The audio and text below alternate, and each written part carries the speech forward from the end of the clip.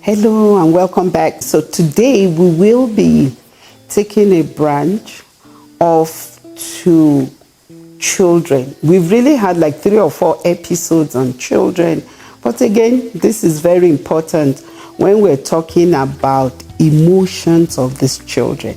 And remember that children grow. So from the time that they are in it, they experience it, we take them from childhood to when they become teenagers to when they become young adults, really.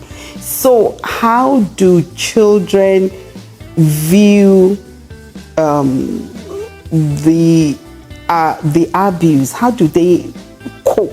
How do they relate?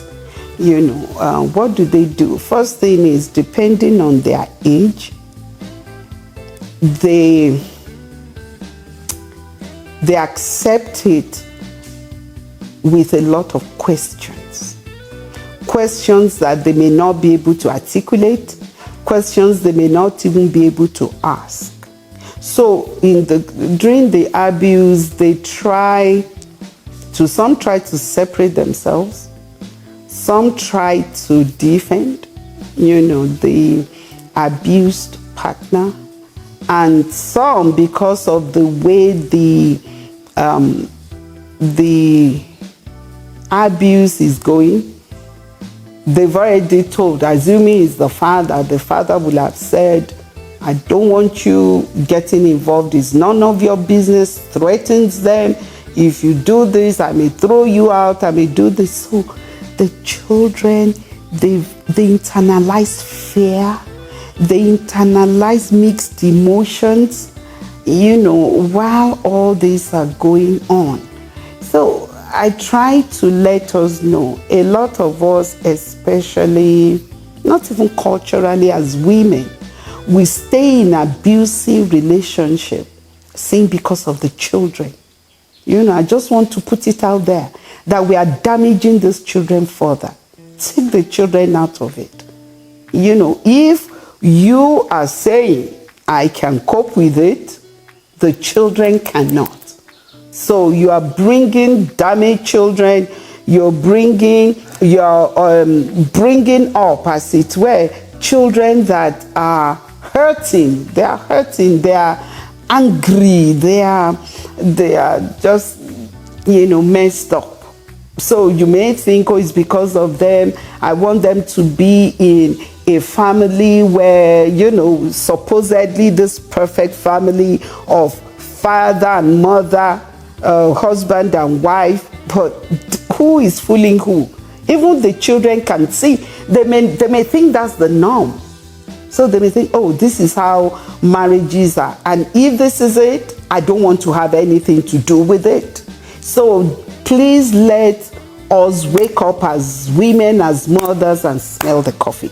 We are not supposed to stay in an abusive relationship because of the children. And I know because of finances, some of us are not economically empowered. So we want to stay because they pay, maybe the husband, the father pays the school fees and does the housing and all that. And so because of that, if you are saying because of economic power, then I agree. And then you can now look for, how can I empower myself? But if you are just saying because you want the children to be in this father, mother, husband, wife, perfect setting, they are not getting it.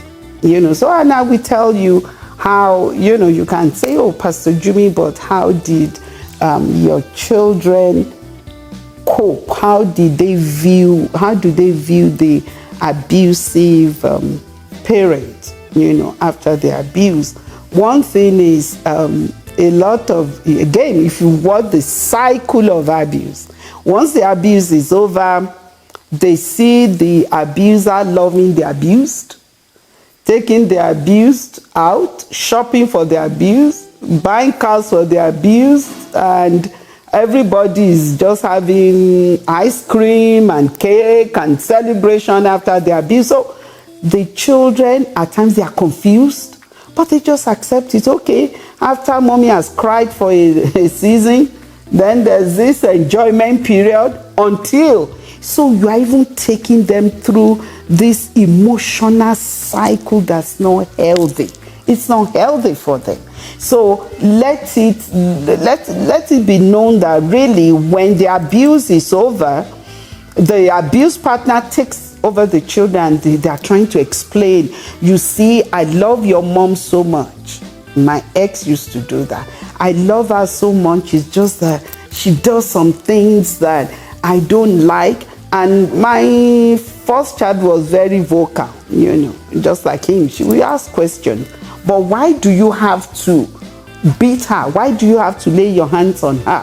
Why can't you just correct her and say, you know what, my sweetheart, I've corrected your mom so many times. She's the one now. Look at passing the blame.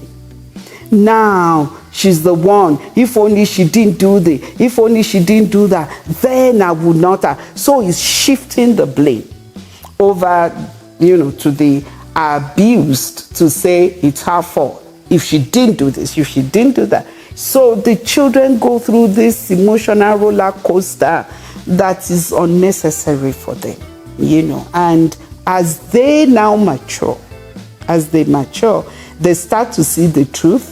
They start to see what is unacceptable, and they actually become your advisors. They can see that this is not going well. You should separate yourself. And if you are saying, oh, it's because of you guys, they will tell you, we are not even happy in this relationship. We are not happy.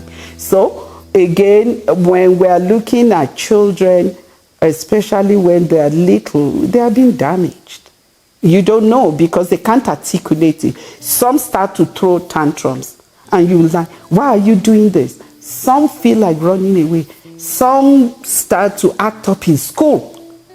And you're like, oh, I'm having this problem at home, and you are not even considering, you're giving me problems again. They're having to call me from school. You've forgotten that the poor child is acting out because of the insecurity and the sorrow and the anger he's built up. Just seeing their mom or their dad abused and they cannot do anything. So again, I like to say that children do suffer in an abusive relationship. So please don't subject our children to it. Remember, they are our future. The children of today, they become husbands and they become wives. How are they going to behave when they get to their homes? Think about your legacy, your future. I hope we've done great justice to this topic. If we are leaving anything now, let us know. Write to us and we shall treat it or publish your story. Thank you for listening.